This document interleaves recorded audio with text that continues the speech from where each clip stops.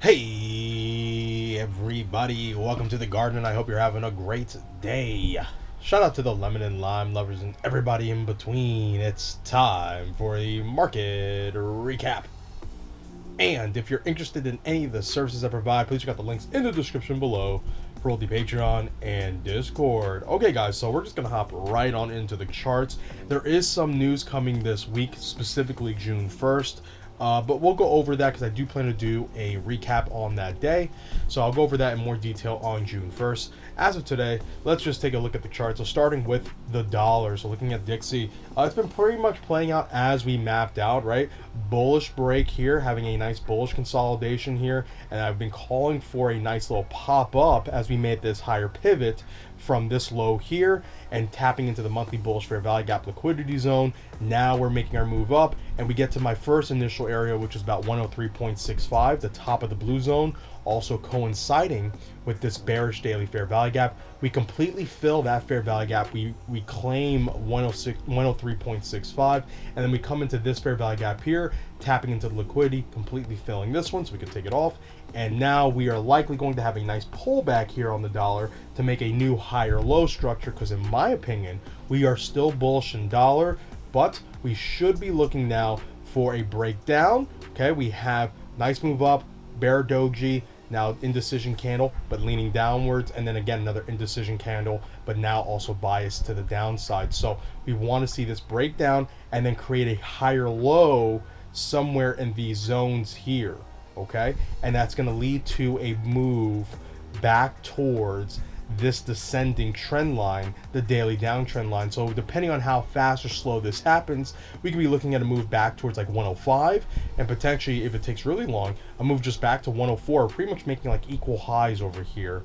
And then we'll see how price interacts with this. In my opinion, the longer we take to get back to this daily downtrend line, the more likely it is that we're going to actually bounce off of it, break down, and then have a bullish consolidation that will lead to a break back up to the monthly bearish fair value gap. So back towards like 106 to even potentially all the way back to 107.6. Okay, so overall, I think this is the beginning of not the beginning. This is at the latter point of this more bullish, larger structure here to then lead to a move up to then create another lower high on this larger uptrend move here. Okay, but overall, once we get towards these levels up here, the 106s, the 107s, the 108s, potentially even 109s, you want to look for a breakdown again. However, it is bullish. I'm warning you, dollar is very bullish. You're going to be looking for another higher low structure to then lead to new highs. Okay, so this is where we're at right now. We're at the beginning of the next move up, the next cycle up on dollar. Okay, we're at the very end of the reload, and we're coming into that next move up. All right, next is the Dow. So let's take a quick look at the indexes here, the U.S. indexes. So again, playing out as expected so far. I mean, it's been pretty incredible how well everything's been kind of following our map, right? Pop up, I call for this area to be major resistance, the bearish fair value gap, the high pivots over here, failure, and where did I say look out for the Dow to get to? These fair value gaps right here, tap the liquidity perfectly, bounce right off, and now we're going into a consolidation, and we're likely going to do something like this. Okay, you're going to slowly shallow out, then round up. Okay, you're going to slowly do this over a period of time, and then you're going to get another leg up, going back towards 34.3, maybe even higher, taking these pivots, these highs, grabbing the buy side liquidity above these levels and getting back up towards like 34.8 to 35,000. And this is going to really coincide with what the dollar's doing, right? We made a nice move up on dollar, and now we're going to pull back. So that makes it more likely we're going to see a nice move up on the Dow in the short term. Next is S&P. Take a quick look at S&P, and this has done pretty, this has been pretty impressive, relatively strong. S&P and Nasdaq, especially the Nasdaq, have been relatively strong against the Dow. And for Nasdaq, it's not as surprising considering tech has been on just a massive move. But looking at the S&P, trading within this bearish weekly fair value gap zone, and as of right now, in my opinion, I'd be looking for a breakdown on the S&P. Even though the Dow is showing signs of upside, you're probably going to see some relative weakness in the beginning for S&P before it catches up and everything realigns together where it starts moving with the Dow again. So watch for some relative weakness coming into the S&P. Once you take out just one side of liquidity, so in this case it'll be probably the sell side over here, that'll be enough in my opinion to realign with the Dow and the dollar. So go back into hand holding with the Dow and inversing the dollar again, and then popping up on dollar weakness. Next is NASDAQ. So let's take a quick look at NASDAQ. Look at this move on NASDAQ. What an incredible move. Filled this fair value gap. I thought this would actually be the place it would reverse. Then it got towards the orange zone, and I was sure that, hey, we're going to weaken out here and we're going to pull back. But nope, it hurt me and just went straight through, came to the top of the orange zone, and now you can see it's failing off the top of that orange zone so far. We'll see how it closes today. We have about like 50 minutes left.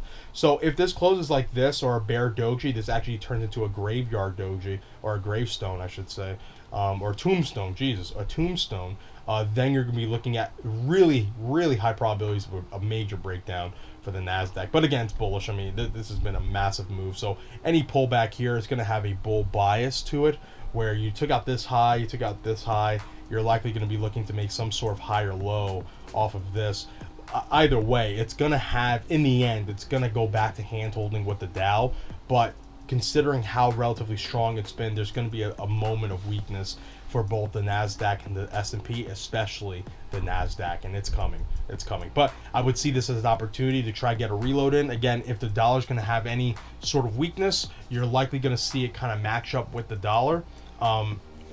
And then if there's any extension in the weakness for the dollar, like it breaks down further than even what I'm mapping out, then the NASDAQ will start to reload probably around the green zone. I would really be interested in seeing it break these lows right here, grab that liquidity, and then pop up. So that's kind of what I'm looking at right now. But again, we'll see. Depends on how strong this really stays.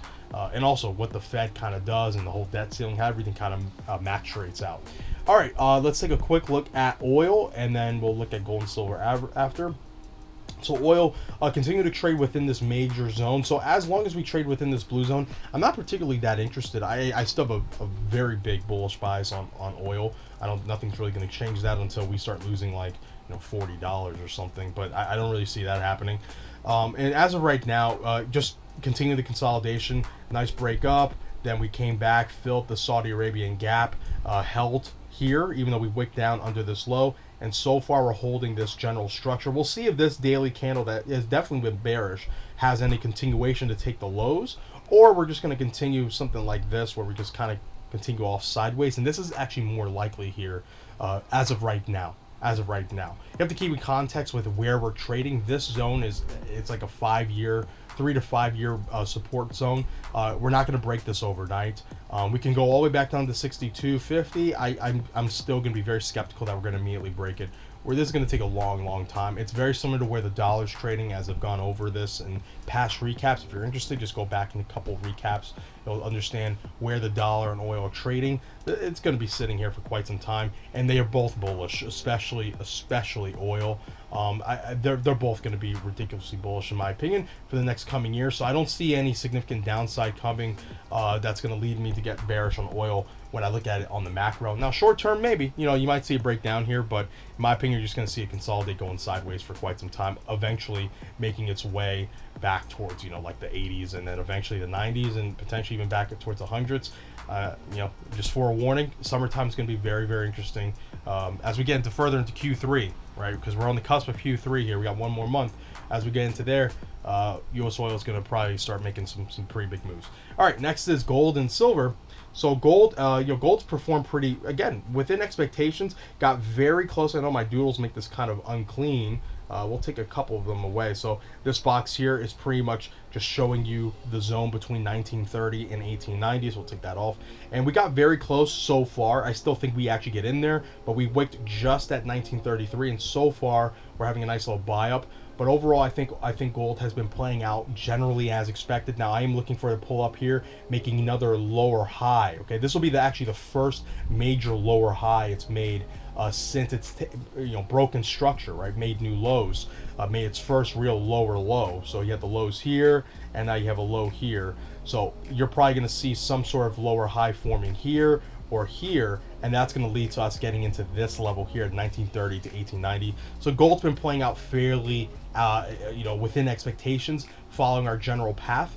So just continue to watch it. Again, I see this as being an extremely bullish structure. I think it's been very, very bullish, but we are looking for a major retracement now, back down. And if you're bullish on gold like I am, see this retracement as an opportunity to start slowly building long positions on gold, right? Because if you look at gold, like I've said, like, this has been an incredible play. We were able to get in down here in the Lemon Garden. We sold most of it all throughout this consolidation here. Did not expect for it to actually have this big of a move up prior to coming back down towards these levels here.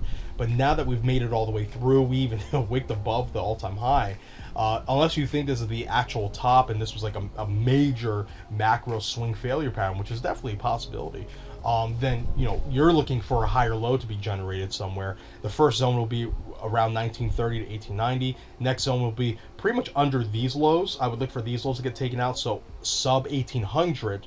And then the last line of defense would be these fair value gaps down here, so around the 1750 all the way down to like 1640. Right, this would be the last line of defense. Like if this was lost, right? If this was lost and these lows were taken out over here, then gold is extremely bearish, and you're pretty much in like a bear market on gold. So I wouldn't be betting on that, but I would be betting on a significant retracement farther than what we've seen, and I would be looking for at the very least 1890. I think you can actually get much deeper. All right, but I would play the bull side more so, personally. Next is silver. So silver playing out pretty well, and this like very clean swing failure pattern here, right? So silver has been much more bearish compared to gold, but that's not unexpected considering silver's just so much more prevalent in the industrial use. So that means like price has to stay. Well, price is more keen to stay at lower levels. It's going to be much harder for silver to move as it once did, at least relative to gold. Now that we're going into all these new technologies, and a lot of them are dependent on silver, so these companies are going to need silver pricing to be fairly cheap for these products to not get too expensive. So it's going to be much harder for silver to move, and so far it's been playing out as expected. I did say watch for it to come back to this ascending trend line. Now I do not expect this ascending trend line to hold. It will eventually break. Watch for it to come back down towards 2150 to about $20. So this general zone down here, losing this ascending trend line as well, and that's why we're looking for the base, and then also wicking and taking the liquidity under this low here, and then we'll have to see the price action looks to determine whether we're actually going to break down further or we're going to hold the zone and create a new higher low pretty much from the 2022 lows. Okay, and let's finally take a look at Bitcoin, see how Bitcoin's been playing out here. Let's go on the index chart here. So Bitcoin's been pretty interesting as of late. If you've been following the Lemon Garden, whether you're a member or not, you know that we've been short Bitcoin. However, I recently closed a short on Bitcoin not too long ago. Here, I'll go to the closed crypto positions if I can find it. Let's see if I can. I think they're right here. Yeah, so if you're in the Discord, feel free to join the Discord. You'll find the link in the description below. So if you'll see here, we actually were short Bitcoin. We ended up closing, made a decent gain, about 7.58%, again, before any leverage. And we were able to bank in some nice profits. Again, if you haven't joined the Swing Trade service, please do it for yourself. It's been very good. We've only had one loss in the last almost 2 years now. We started back in February 2022. Our only loss was Luna, and we lost about 72% off a 5% position. So minor loss, and the month was still positive. And since then, we haven't lost a single trade. So it's been very, very good. So if you are interested in this, make sure to check out the links in the description below, especially the Patreon, or you can go to premium links here, which are right here. Premium service links right above closed positions crypto, and that'll give you all the details of the pricing and etc. But we have been short Bitcoin, and I've decided to close the short early. I was looking to test out, looking for Bitcoin to test out 24,000, 25,000, but the price action here was telling me to change my mind, to essentially get out early and just take the money that we were up. Because there's a good shot that we're actually going to go into a bullish move here and get maybe a move back towards 30,000 plus, potentially like 32, 34,000, and like actually going after the highs here. Now I'm not interested in longing down here. Again, if you're a member, we have transitioned heavy long in crypto. We only have one short currently. The short's in profit so far, or just about, and almost every short here is either break even or in profit. Every long here, I should say. So I don't feel the pressure to switch long on Bitcoin.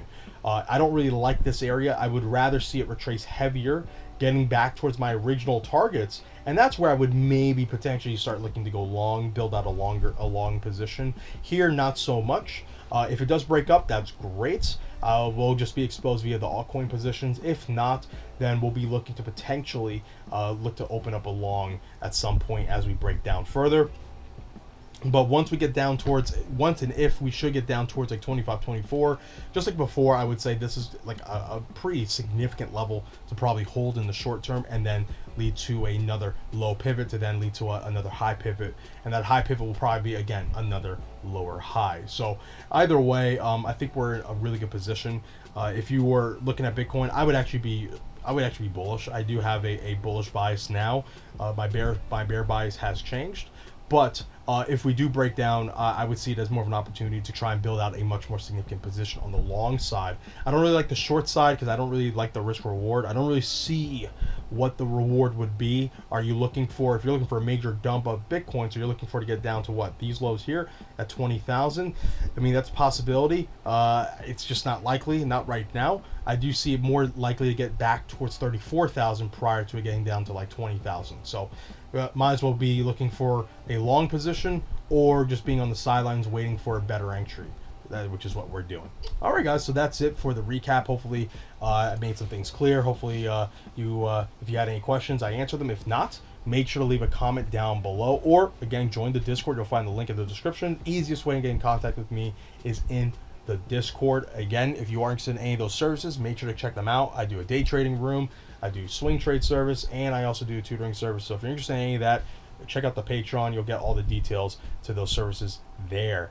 All right, guys, remember, be patient, be vigilant, and be nimble. I love you guys. Take care.